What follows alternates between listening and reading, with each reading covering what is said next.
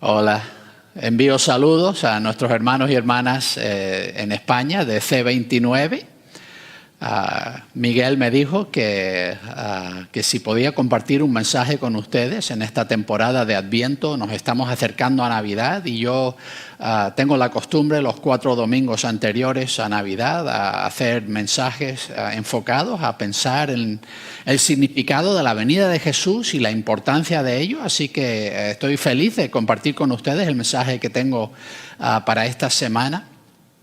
Y espero que Dios les siga guardando en estos tiempos tan difíciles que hemos tenido este año y que siga incrementando y fortaleciendo a su iglesia allí en España.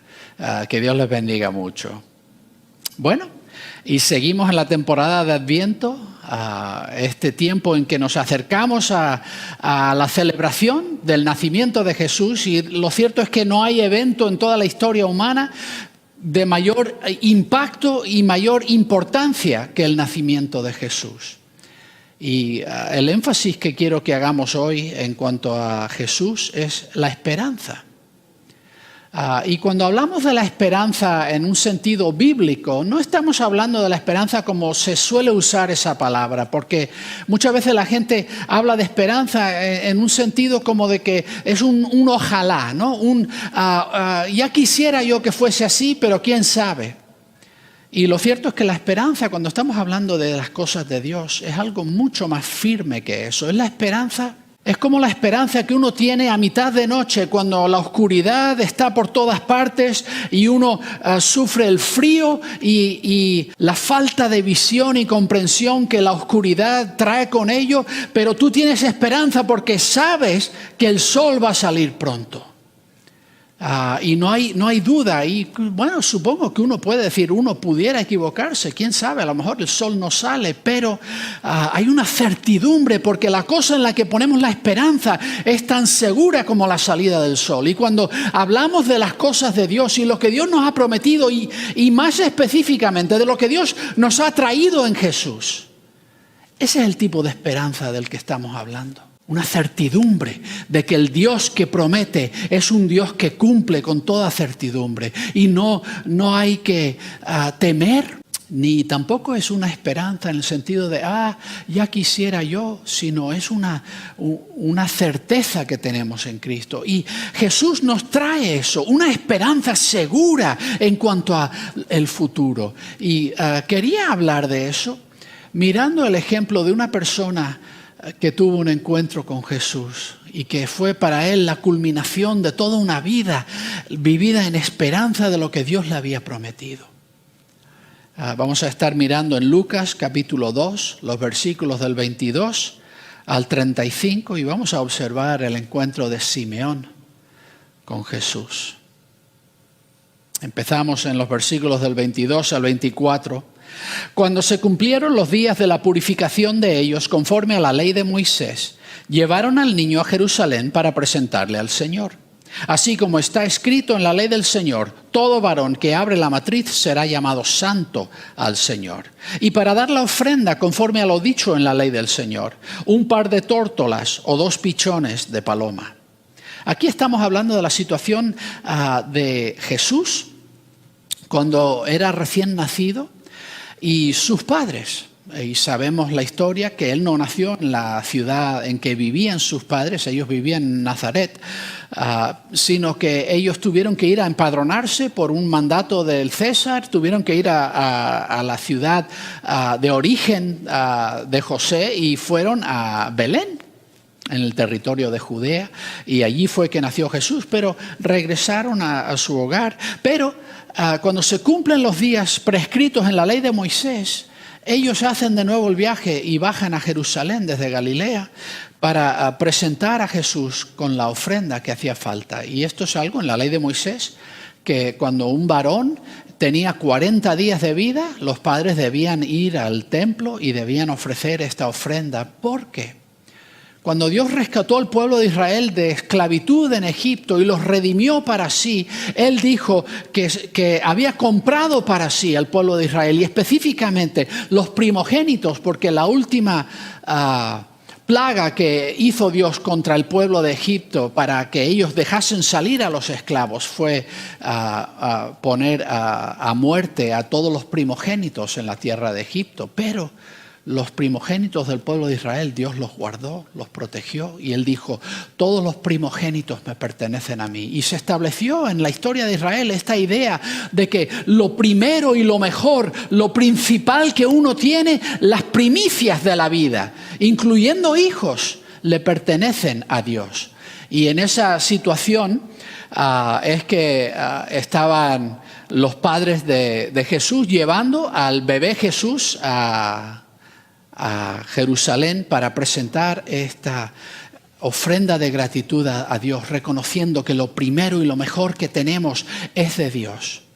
Y para hacer esto se presentaba una ofrenda. Y es curioso que aquí Lucas menciona que la ley hablaba de un par de tórtolas o 2 pichones de paloma, pero en realidad la ley de Moisés lo que decía era que había que traer un cordero y solamente si uno era demasiado pobre para costearse un cordero, uno podía sustituir en lugar del cordero un par de tórtolas o de pichones de paloma. Así que eso nos dice algo acerca de los padres de Jesús. Primero, que eran devotos, que de verdad amaban al Señor y querían cumplir la ley y mostrar honor a Dios en todo lo que hacían, pero también que eran padres de medios humildes, que no eran ricos y que tuvieron que presentar esta ofrenda menor que la ley permitía para los que no tenían los recursos para costearse una ofrenda más cara. Vamos a seguir leyendo. Versículo 25. He aquí, había en Jerusalén un hombre llamado Simeón, y este hombre era justo y piadoso. Esperaba la consolación de Israel y el Espíritu Santo estaba sobre él. Y encontramos que hay en Jerusalén, conforme ellos viajan a llegar a Jerusalén para presentar a Jesús y la ofrenda de gratitud a Dios, vemos que en Jerusalén hay este hombre llamado Simeón y se nos describe algo acerca de él, el tipo de persona que era, un hombre justo y piadoso, un hombre que amaba a Dios y que de verdad buscaba en su vida vivir la vida de la manera correcta, de la manera que debe ser, no de la manera que el pecado dicta, sino de la manera justa, no injusta. Y él había puesto su esperanza en cosas que Dios había prometido. Dios llevaba siglos prometiendo que iba a enviar a un Mesías, iba a enviar a alguien que iba a consolar a Israel después de tantos siglos que habían sufrido, después de la devastación cuando el pueblo de Babilonia entró y arrasó la ciudad de Jerusalén y destruyó el templo y llevó a las personas al exilio en Babilonia, y aunque 70 años después pudieron regresar y reconstruir la ciudad, nunca llegaron a independizarse. Todo eso sucedió en el 587 a.C. Llegamos al tiempo de Cristo, 587 años más tarde, y aún más que eso. Y todavía en todo este tiempo, el pueblo de Israel no ha vuelto a disfrutar de la independencia. No hay un hijo de David sobre el trono. Han pasado a estar bajo primero el pueblo de Babilonia, luego estaban bajo el pueblo persa, luego bajo los griegos, luego bajo los sucesores de Alejandro Magno, y ahora se encontraban en tiempos de Jesús bajo el poder de Roma y la familia de Herodes que Roma había puesto a cargo del territorio de Israel. Y había una gran expectativa porque Dios había dicho que iba a traer gloria a Israel y iba a terminar sus siglos de humillación a nivel mundial. Y este hombre amaba a Dios y estaba esperando, había puesto su esperanza en esa prometida consolación para el pueblo de Israel, esa reivindicación de que Dios no se ha olvidado de su pueblo y que tiene planes gloriosos para Israel que van a afectar a todo el mundo, y Dios quiere colmar de gloria a su pueblo Israel por medio de todo esto. Tenía su esperanza puesta en lo que Dios ha prometido, y el Espíritu Santo estaba sobre él. Dios por su espíritu, estaba en comunión con este hombre. Había esta conexión espiritual de alma a alma entre la persona que se acerca a Dios en fe y el Dios que responde al que viene a él en fe. Y su Espíritu Santo había entrado en una relación con este hombre Simeón.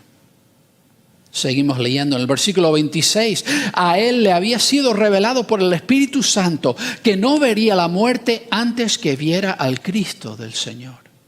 Este hombre que amaba a Dios, que había puesto su esperanza en lo que Dios había prometido, y que el Espíritu de Dios estaba sobre él. El Espíritu Santo le había revelado algo especial a él. Algo que Dios no le había revelado a otras personas, pero a él, dado esta comunión que él tenía con Dios, y seguro que en muchos momentos de dulce oración y comunión con Dios, Simeón se había comunicado continuamente con Dios y había mostrado su amor en conversaciones con Dios. En algún momento en esa relación entre Simeón y Dios, Dios le dijo: ¿sabes qué, Simeón? Yo sé que tú sabes que han pasado siglos y hay siglos de personas que me han amado, que han mirado y aguardado con esperanza la llegada de lo que he prometido, la llegada del Mesías, y no lo han podido ver. Han tenido que morir en esperanza aguardando lo que yo voy a hacer. Pero ¿sabes qué, Simeón? A ti te va a tocar verlo. Tú no vas a morir antes de ver al Cristo del Señor, al Mesías, al ungido de Dios, que va a cumplir las gloriosas promesas y va a culminar el plan divino para toda la humanidad. Tú no vas a morir antes de presenciarlo tú mismo. Y en el versículo 27 seguimos leyendo la historia. Movido por el Espíritu, entró en el templo. Y cuando los padres trajeron al niño Jesús para hacer con él conforme a la costumbre de la ley, Simeón le tomó en sus brazos y bendijo a Dios diciendo: ¿cómo sería? Me pregunto si Dios le había dejado saber a Simeón esa mañana que ese era el día que iba a ver al Cristo. No lo sé. Imagino si Dios se lo dijo, ¿cómo sería para este hombre anciano ya prepararse para ir al templo? Si le temblaban las manos al vestirse y al prepararse para este asombroso encuentro, sea como sea, si Dios se lo advirtió esa mañana o si fue en el momento mismo que Dios se lo dejó saber. Pero ahí él estaba en el templo de Dios. Cuando los padres traen al niño Jesús y están cumpliendo la norma de la ley de Moisés, y una familia como tantas otras, tantísimas personas hacían esto, traían sus niños y era una cosa que uno veía continuamente, pero hay algo completamente diferente en este caso, porque este niño no es un niño cualquiera. Este es el Cristo de Dios, y Simeón le toma en sus brazos y bendice a Dios, le da gracias a Dios. Él pronuncia bendiciones sobre el Dios que ha cumplido lo que prometió. ¿Y qué es lo que dice? Versículo 29. Ahora, soberano Señor, despide a tu siervo en paz conforme a tu palabra. Cuando él tiene a ese bebé en sus manos y el Espíritu Santo le deja saber: ¿sabes quién es este? Este es el Cristo, es el Mesías, es la culminación de las promesas de todas las sagradas escrituras. Es el que va a corregir todo lo que está mal en el mundo, todo lo que el pecado ha quebrantado y roto, lo va a restaurar. Cuando lo tiene en sus manos, ¿qué es lo que dice Simeón? Ahora, soberano Señor, despide a tu siervo en paz. ¿Sabes que este hombre lleva toda la vida aguardando este momento? Y por fin ha llegado ese momento. Y aunque Jesús todavía no ha hecho nada de lo prometido, pero ya está aquí. Y Simeón conoce a Dios. Y el Dios que le dijo: no vas a morir antes de presenciarlo tú mismo. Él sabe que ya está hecho. Que el Dios que cumplió su promesa de dejarle ver al Cristo es el Dios que va a hacer con el Cristo todo lo que ha prometido hacer. Y él no tiene que estar ahí para presenciar todos esos momentos, para saber que es una certidumbre absoluta, porque él ha entendido lo que es la esperanza que tenemos en Dios. La esperanza que tenemos en Dios es certidumbre. Y todo lo que Dios ha prometido, Él lo ve ya cumplido. Jesús está aquí. El pecado va a ser derrotado, la muerte va a ser derrotada y va a haber paz sobre toda la creación, y todo lo que está roto y estropeado y torcido va a ser sanado. Por fin vamos a ser librados de la maldición del pecado. Y Él tiene a este niño en sus manos y le dice a Dios: ahora ya estoy listo para morir. Despídeme en paz. Estoy listo porque lo que yo anhelaba con toda mi vida, el propósito de mi vida, aquello para lo cual yo quería vivir, era llegar a encontrarme con este Cristo. Y ahora que me he encontrado con Él, no necesito nada más. Me pregunto, al acercarnos al día de Navidad, al ir acercándonos al nacimiento de Jesús y celebrando su nacimiento, si en nuestro corazón hay esa comprensión de la magnitud, de la importancia de la venida de Jesús. Si entendemos que si tengo a Jesús, ya tengo todo lo que mi alma anhelaba y ya no necesito nada más. El propósito de mi vida se ve cumplido si llego a los pies de Jesús. Ya no me queda nada más que lograr. Me pregunto tantas veces en esta temporada del año, tenemos tantas ambiciones de el regalo que quiero o lo que quiero hacer por esta persona o con aquella, y quiero conseguir esto y quiero que me den esto y quiero hacer esto y aquello y lo otro, y tantas cosas, y pensando en el año nuevo y las ambiciones que tenemos para lograr una cosa o la otra o esto o aquello. Y si entendemos que realmente lo que nuestra alma necesita, lo que anhela, es llegar a los pies del Señor Jesús.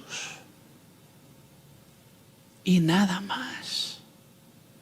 Lo que necesito es a Jesús. Y todo lo demás es perder el tiempo. Despide a tu siervo en paz conforme a tu palabra. Porque mis ojos, versículos 30 al 32, porque mis ojos han visto tu salvación que has preparado en presencia de todos los pueblos, luz para revelación de las naciones y gloria de tu pueblo Israel. ¿Y sabes qué? Esto me convence que Simeón de verdad hablaba con Dios. Porque él había entendido cosas acerca del Mesías que parece que los otros expertos religiosos durante la vida de Jesús habían ignorado. Ellos pensaban que el Mesías iba a venir y traer gloria a Israel, y lo iba a hacer de una forma militar, iba a movilizar los ejércitos de Israel, les iba a dar victoria sobre todos los enemigos políticos y ellos iban a gobernar sobre el mundo, y así es como Israel iba a tener gloria. Y era una gloria para Israel, y que el resto del mundo los mirase y se acobardasen ante la gloria del pueblo de Israel. Pero Simeón entiende que eso no es lo que ha venido a hacer el Mesías. Él no ha venido a poner a Israel como el pueblo tirano mandando sobre todo el mundo, sino que ha venido para usar a Israel como el instrumento por medio del cual el Mesías entraría y traería redención a todo el mundo. Y es para bendecir a todas las familias de la tierra, no solamente al pueblo de Israel, sino toda la humanidad. Y él entiende que sus ojos han visto, al tener en sus manos al bebé Jesús, él dice: mis ojos han visto tu salvación. Sabes que la salvación no es una filosofía, no es una serie de instrucciones o normativas éticas, no es una serie de guías o directrices para la vida, consejos. La salvación es una persona.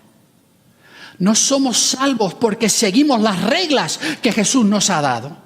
No somos salvos porque cumplimos los 10 mandamientos. No somos salvos porque hemos entendido esta o aquella filosofía. Somos salvos porque hemos llegado a los pies del Salvador.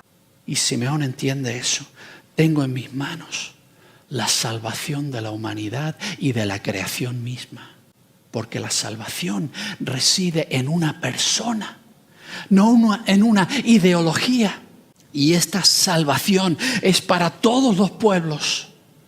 Y es una luz para revelación a todas las naciones de la tierra. Y en eso está la gloria de Israel, que esta luz para todas las naciones vino por medio del pueblo de Israel.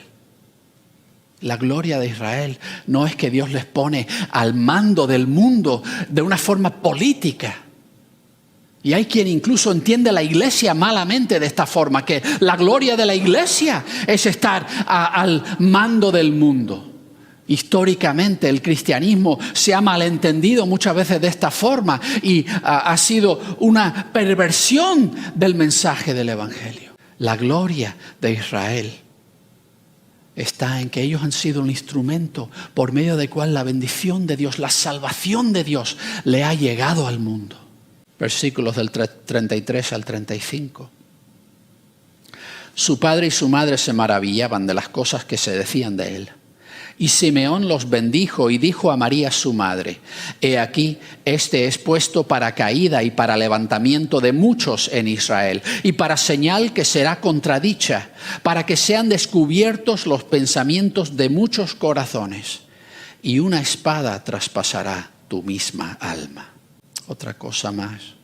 Y está claro que el Espíritu Santo le había revelado mucho a Simeón. Él había llegado a entender, mirando las profecías del Antiguo Testamento, no se pasaba por alto profecías importantes como las profecías del siervo sufriente en Isaías, hablando del Mesías como alguien que iba a sufrir mucho y iba a dar su vida y iba a cargar con los pecados del mundo. Todo este tipo de cosas él lo entendía perfectamente y él advierte a María que el camino del Salvador, el camino del Mesías va a ser un camino difícil. Puede parecer imposible teniendo este bebé tan precioso en sus manos. Puede parecer imposible que llegará un día en que todos los líderes religiosos en la vida de Israel van a formar un bando y un frente unido, aún los que tenían ideologías más dispares y más contrapuestas unos a otros. Todos van a colaborar juntos para conseguir manipular y maniobrar para obligar a Pilato a crucificar a Jesús.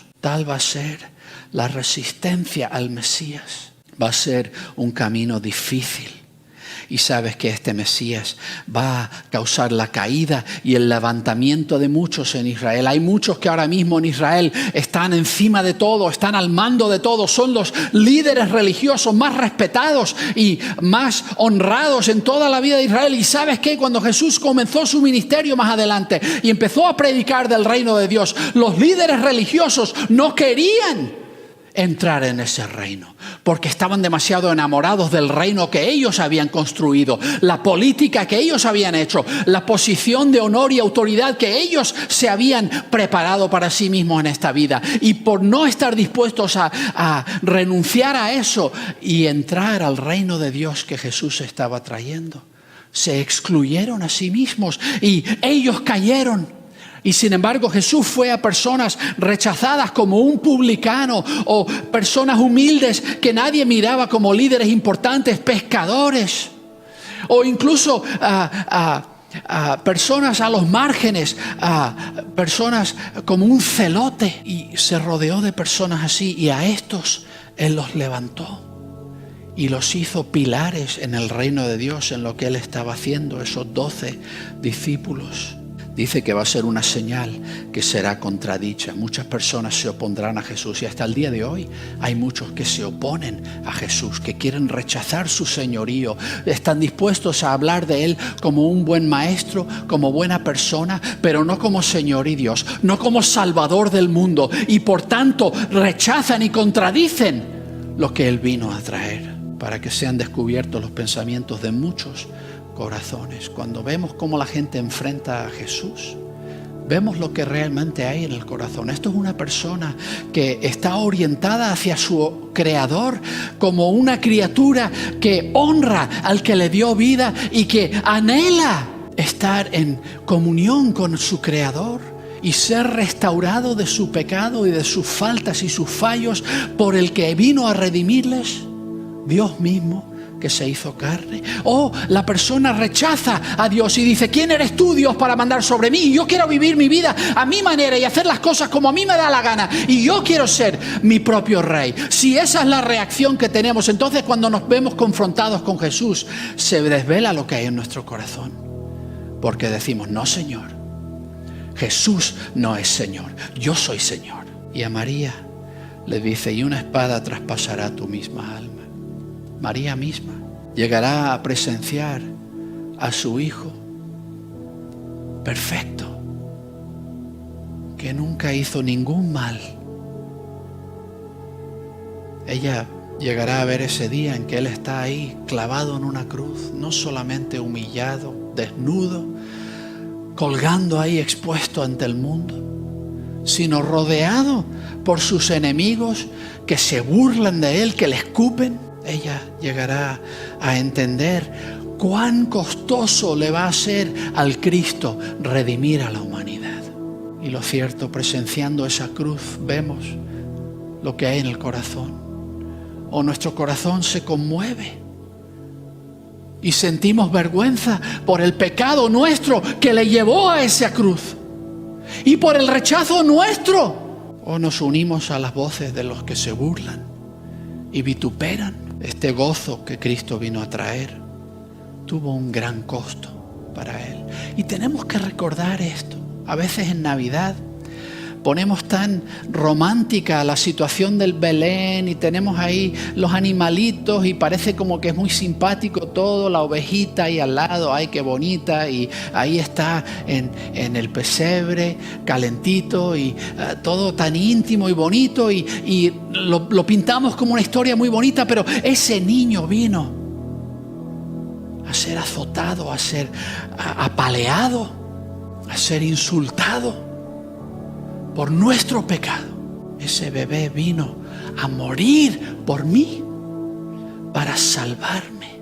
Y cuando hablamos del Señor Jesús, es imposible acercarnos a Él sin entender la necesidad de que Él sea nuestra esperanza, nuestra cierta comprensión del bien que nos aguarda en Él. Porque si Él realmente vino a salvar y si yo pongo mi fe en Él, entonces mi esperanza en Él de que soy salvo del pecado eternamente y redimido y tengo la vida eterna garantizada por el que vino a morir por mí. Todo eso es una certidumbre que me llega solamente cuando Cristo es mi esperanza.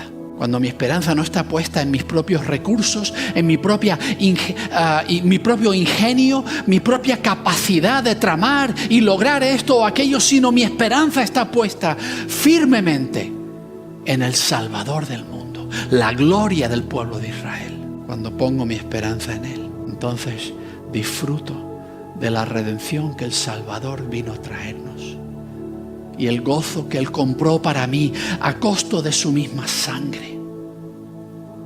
Mi oración para ti hoy es que tú conozcas a Jesús no simplemente como un personaje histórico, como un bebé que nació en humildes circunstancias, sino que le conozcas como Dios hecho hombre, venido aquí a redimirte y a redimir la creación misma, y que pongas tu fe y tu esperanza plenamente en Él y que Él sea lo que tu alma anhela. Eso es lo que le pido a Dios por ti en esta temporada de Adviento. Que Dios te bendiga.